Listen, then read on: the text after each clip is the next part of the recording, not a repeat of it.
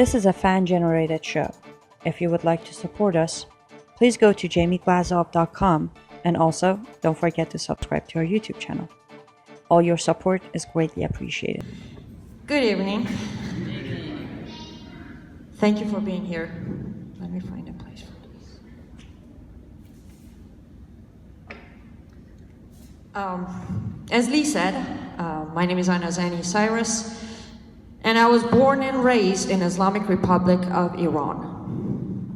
And I want to ask you, in the future, if you ever, for any reason, need to talk about my motherland, please don't say Iran or Iran.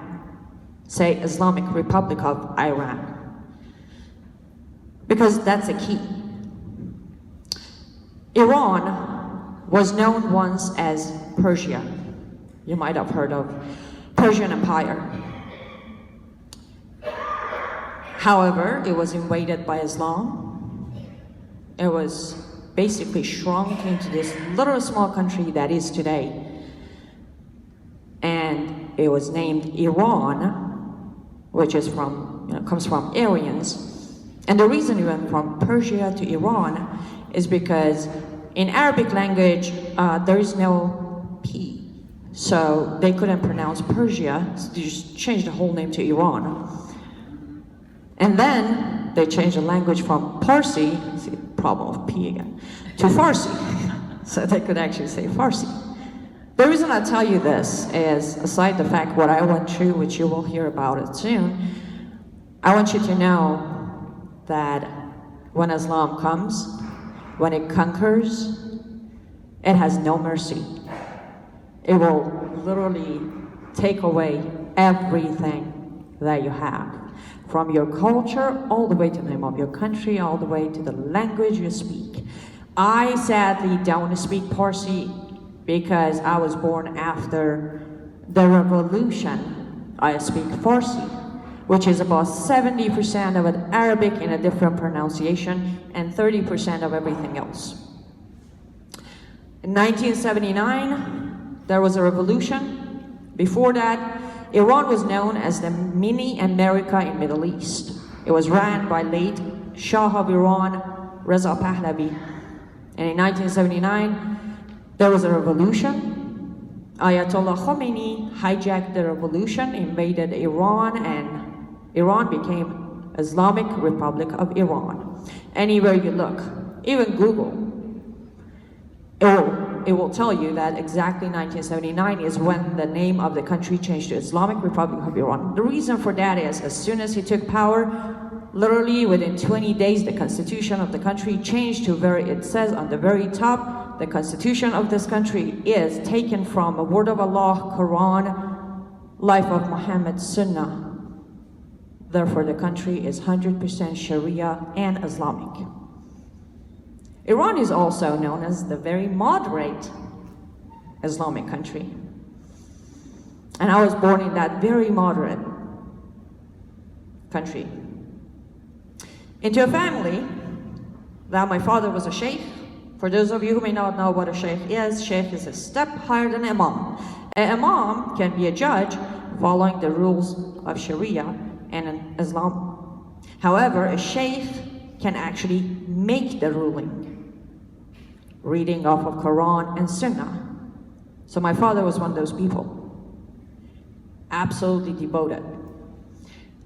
My mother was a devoted Muslim woman who used to teach Quran and tell other women how to be an obeying Muslim wife. Now the reason there was a need for such a thing is, remember, a country just recently became Islamic, so a lot of women have no idea how to do it. How to wear your hijab, how to do your prayer, because people didn't do that before the revolution. So I was born to this family in this country, and right about age 7, I was told I need to start putting a hijab on. When I started getting ready to go to school, I said, wait, I thought I'm not gonna wear it until 9. So my mom said, well, you're gonna start wearing it now so you get used to it. You learn how to handle it. And then by age 9, you're just, you mastered it, you're good to go. Okay, she put me in this hijab thing, and my father took me to school. And I looked around and I said, "Hey Dad, why am I wearing a hijab and not the boys?" That was a question. I mean, I'm 7 years old. My answer was a punch to the face. My father said, "You do not question the orders of Allah. You just follow them." Okay. And I did. For a while. Moving forward until I was at age 9, well, I was told when I'm 9 I will have to wear the hijab fully, but that wasn't the full story. What happened was at a school, they gave me this really fancy invitation card and said, "Take it to your family." Okay, I took it to my family, and I was informed that we are going to go to a party. Woohoo! What is the party for? It is your requirement date. Requirement? Okay. So they started preparing. It was a while before the party. They started preparing me, and at a school they would tell us, wear this, do that. They did a couple of, I don't know, theaters, I guess you could call them. Until the day I had this really, really, really ugly trash bag all over me. My face was the only thing showing. It was color white, and they took us in. Every single little 9-year-old girl in the country that day, in their own city, were at the venue at the same time, same day. We walked in and I looked around. I knew some of the girls because they were from my school, and some of the girls I didn't know, but we all looked the same. Seriously, you were like white hijab, everybody. They sat us down, and a mom came up, started talking. He went on saying, "Okay, starting right now, all of you are adult women. You will be responsible for your actions. You will face consequences. You will follow Muhammad, and you will die in the name of Allah. And if your male guardian decide for you to get married, well, you will get married."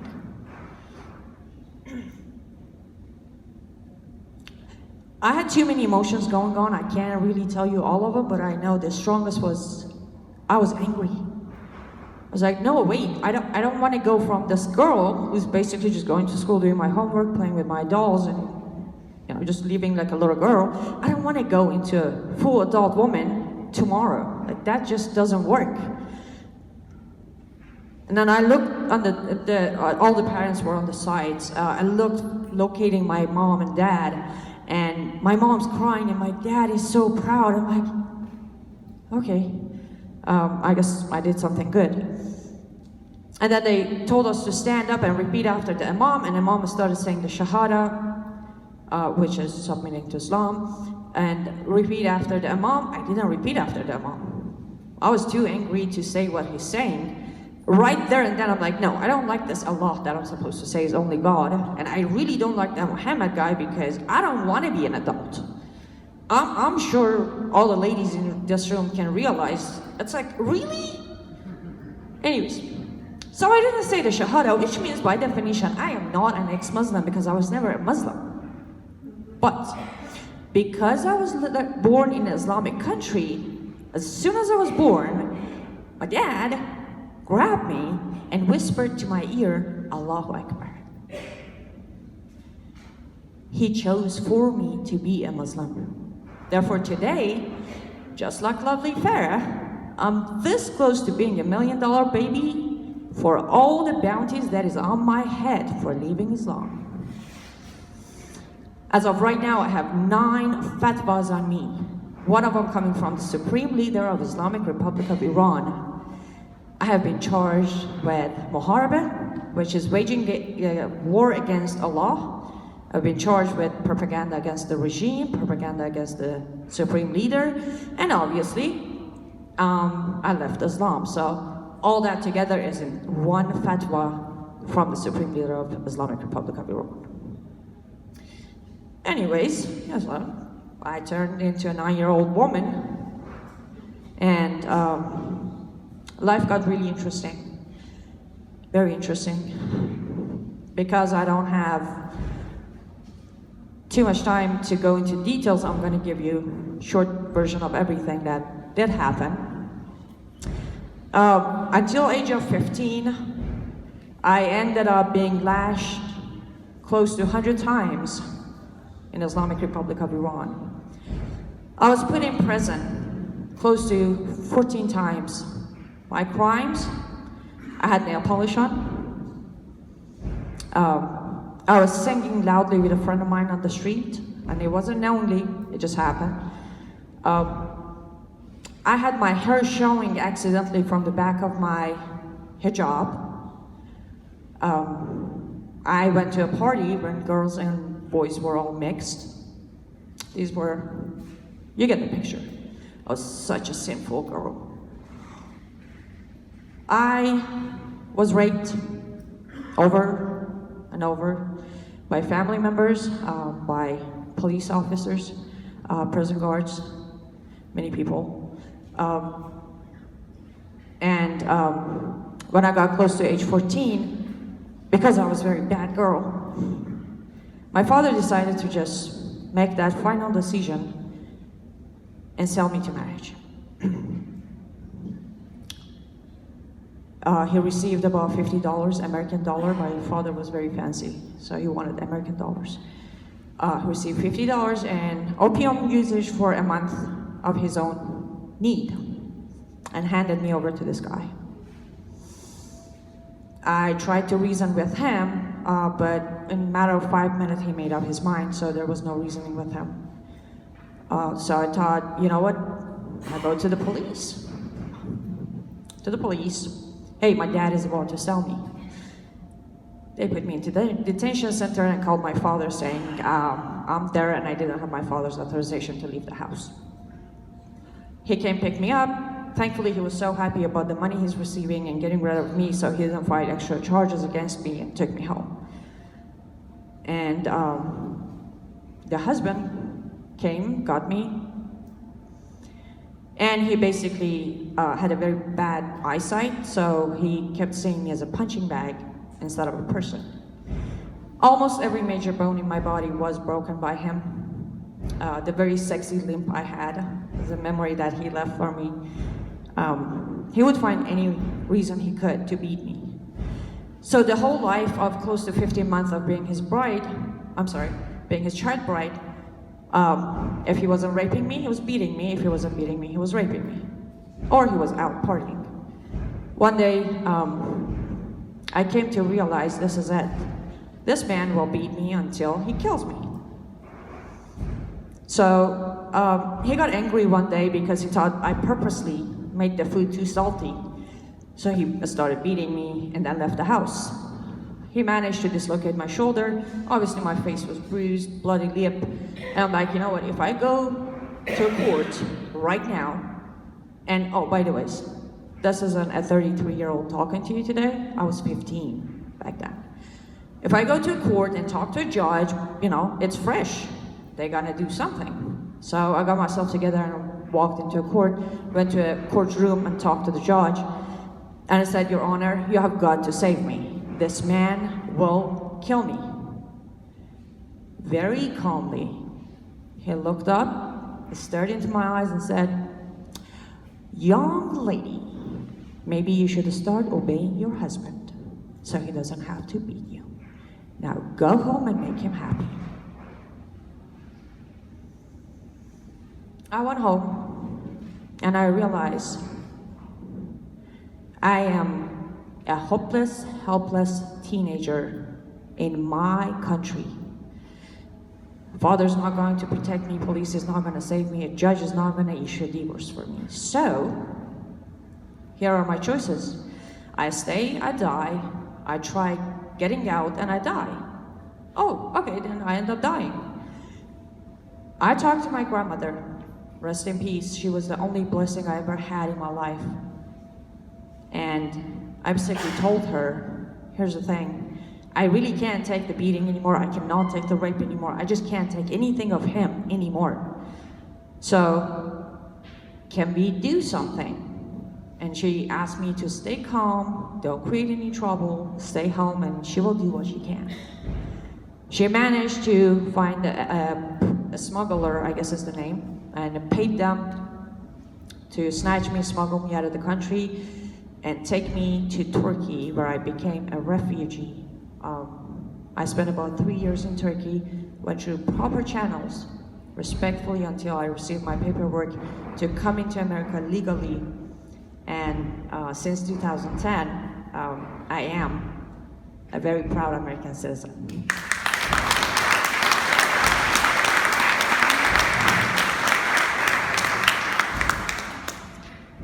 Now, that was a very, very fast version of my childhood. I used to say my life, but no, it was my childhood. Because after I came here, I learned actually what life means. I learned what freedom means, and I learned how free will exists. It might be a question for a lot of you saying, well, okay, you came here, you survived, good to go, just go have a life. And yes, I could. I could just, leave my life and let it be. But what happened was, when I was in Turkey on my own, on my 16th birthday, I kept thinking to myself, is there anyone out there who knows I'm here? Is there anyone that I can call and say, hey, I'm here, I'm trying, I'm holding on, but I just need to talk to someone.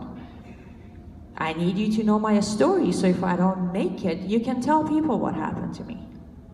And at that moment I realized, oops, I don't actually have anybody to do that. So that night I gave myself a birthday gift, which was a promise that one day I will be that somebody for the rest of little girls who need a somebody.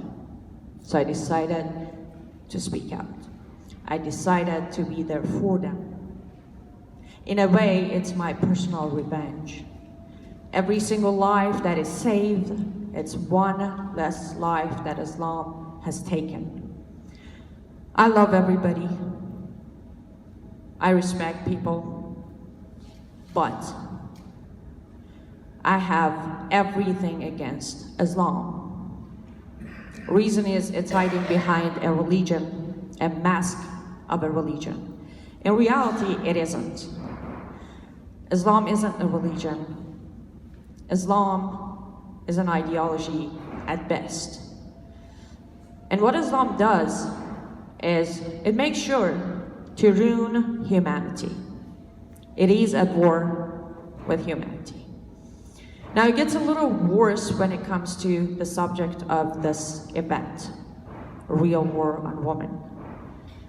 I'm sure you heard a lot of verses that Farah gave you, and by now you kind of got the picture how a woman is treated under Sharia.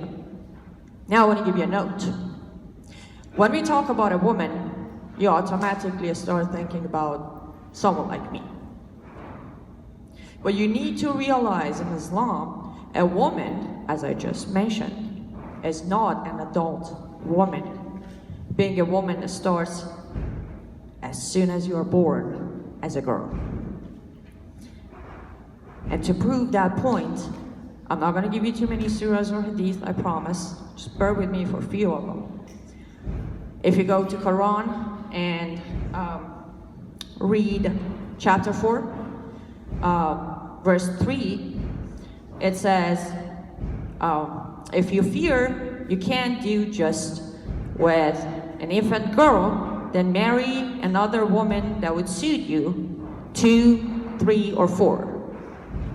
Literally in Quran it says, have up to 4 wives. But if you fear you cannot do justly with them, then only marry one.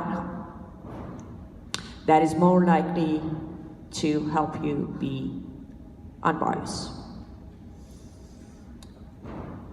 In that specific verse, Allah is saying, if you're worried about not being fair to an infant girl, then go marry an adult or older woman. 2 of them, 3 of them, or 4 of them. So it became a little confusing for people back then.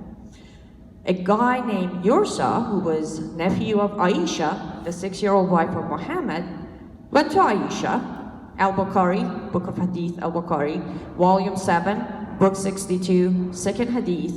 He goes to Aisha and said, Aisha, what does Allah mean by that verse, chapter 4, verse 3?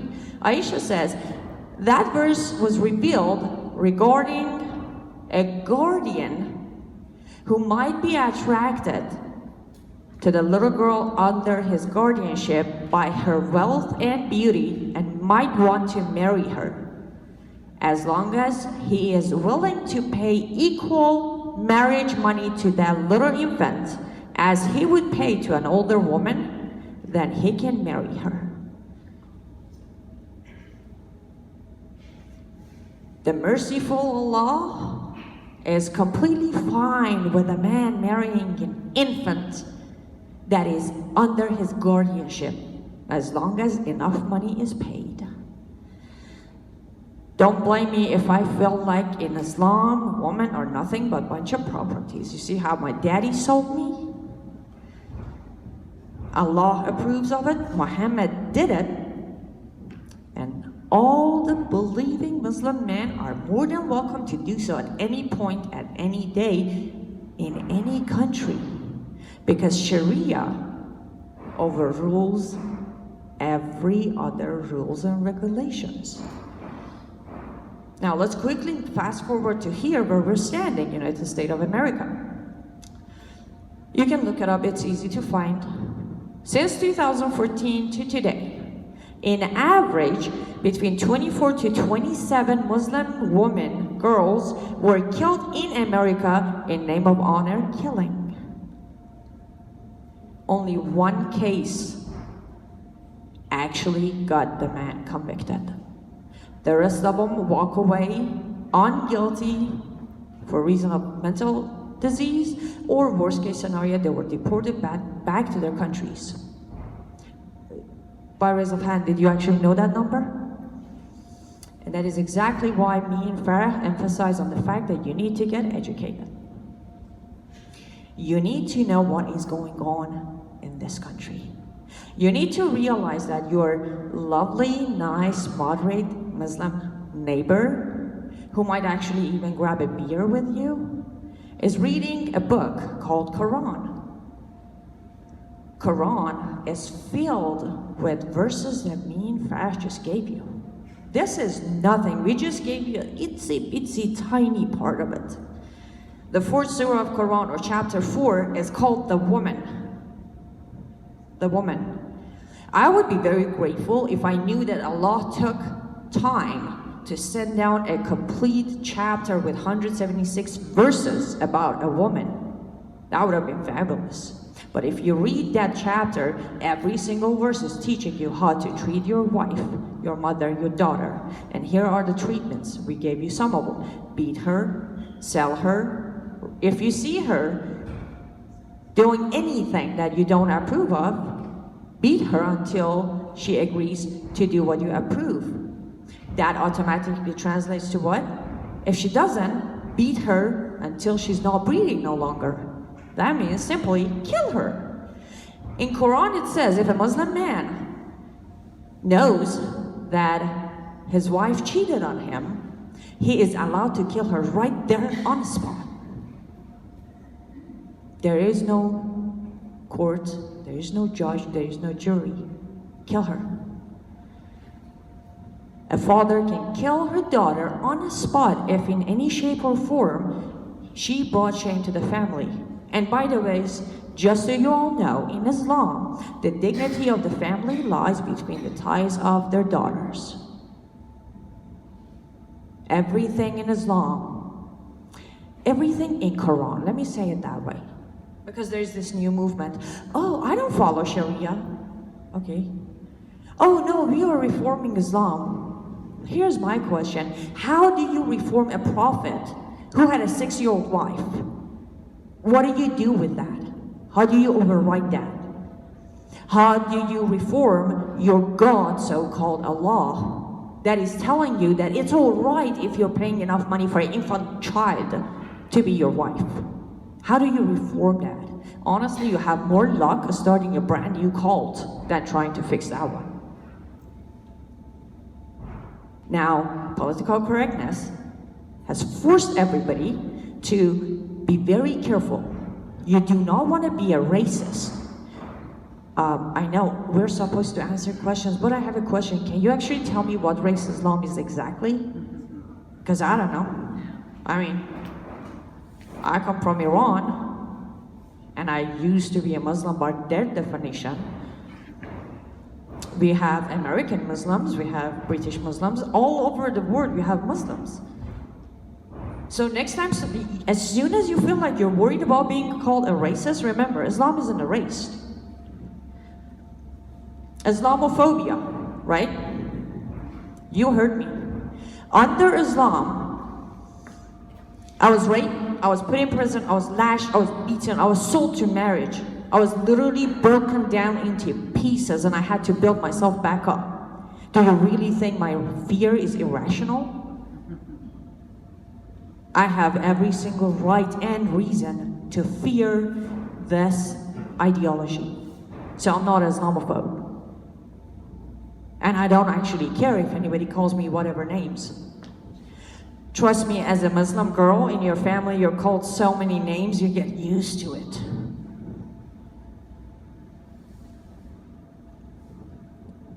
So next time when you want to compare ideas that, you know, this versus that and how Islam treating women wrongly, remember that it's actually how Islam treats little girls. Every single day in Middle East, between 5 to 7 little girls are being sold to marriage. Every day, 5 to 7. Not all of them have the grandmother I had to help them get out.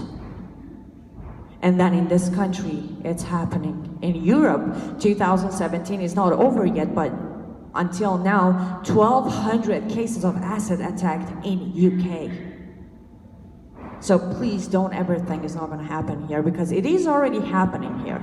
It's not a matter of let's make sure Islam doesn't get here, because it's already here. It's been here for a very long time. It's just a matter of, can we start opening the very, very, very awkward conversation? Can we start talking to people like Anni Cyrus and Farah Prudence? Tell them what happened to you. I know it's not easy, trust me. It's not easy for us to talk about it, and it's not easy for you to ask us about it. But somebody needs to start this conversation. We need to start talking about it. Because when we do, if a little girl, if a woman in America is suffering under oppression of Sharia, they can come talk to you. They can rely on you to support them. As of right now, they don't, because they know politically you're correct. If they come telling you anything, you get too awkward to even want to continue the conversation. And on the other hand, you don't have enough education about the subject to be able to help them or even understand them. So it goes back to where we need to get educated. Key ingredient, get educated. Now, where do we want to get educated? Source of the problem, Quran. It's hard to read Arabic. I mean, you don't speak Arabic. So I'm completely fine with the fact that you could possibly go and read the sugar-coated, fancy, everything's peachy version of it on Quran.com. And I really strongly suggest you start with chapter 4. Because right there it tells you how Muslim people treat their girls, their women, how poorly, how easily they can get rid of a woman. When you're raped under Islam, as Farah mentioned, I don't know if you cut that very detail there, you need to bring 4 Muslim men as witnesses. If you can't do that, you will be either lashed or stoned to death for adultery. Because when you go tell people I was raped, you're admitting to the fact that there was a sexual intercourse going on. You can't prove you were raped, but you still had the sex, so you committed adultery. Because in Quran it says, if 2 Muslim commit adultery, bring upon them 4 Muslim men. By the way, a woman cannot testify to rape. 4 Muslim men to testify. If they do so, kill the believing woman. As I always say, it takes 2 to tango. But only the woman will be punished. because she seduced a Muslim brother to commit the sin. Everything is your fault. To this day, I still have this issue that something happens and I automatically go like, sorry, it had nothing to do with me. But I was raised thinking everything is my fault. The fact that I'm a girl is my fault. So go to Quran.com, read the Quran. If you don't have time, if you don't want to get that disturbed, just read the fourth chapter. Chapter 4 is your best guide. And people like me and Farah are here. We may not be here physically, but all of our pages are always 24/7 running. We answer questions all day long. We get emails with questions and we send back references, surahs, verses, hadith, anything we can. Look up the Islamic countries' constitutions, penal codes, and civil codes. They're all available online. Read for yourself. When you're educated enough, get the message out there. Go talk to those who are not and get them to learn more. Because Islamization is as real as it gets. In Quran it says, until the day every single breathing human is a Muslim, it's so bad that apparently at some point stones are going to start talking to Muslims saying, hey, there's a Jewish behind me, come and kill him. Until such time, day of peace will not arrive. So trust me, they're not going to give up.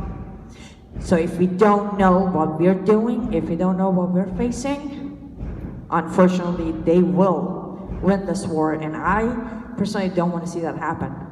It will, me and Farah always say, definitely over our dead body, ever would I go under Sharia again. It's nothing but suffering, oppression. Nothing about it is peaceful, nothing about it is human, nothing about it is fair. There is no equality. Forget about equality. You know what? There are no rights for women under Sharia. None. And again, don't take my word for it. Don't take our bad experiences for it. Go read the Quran for yourself. Read the Constitution and laws of Islamic countries. Read about all the honor killings that took place in America. All the things that are happening in Europe. One of them could be propaganda. The second one, trust me, at some point you're like, okay, wait, something has to be wrong. So get educated, then get involved and take some sort of action. You can all do something. There is something you can do. Find that something and do it. And don't do it for me. Don't do it for yourself. Do it for the next generation, because they are the one who are going to pay the price. And remember, this isn't about hate. This is about love. Loving yourself, loving your children, loving your freedom, and loving your country. God bless you and God bless America. Thank you.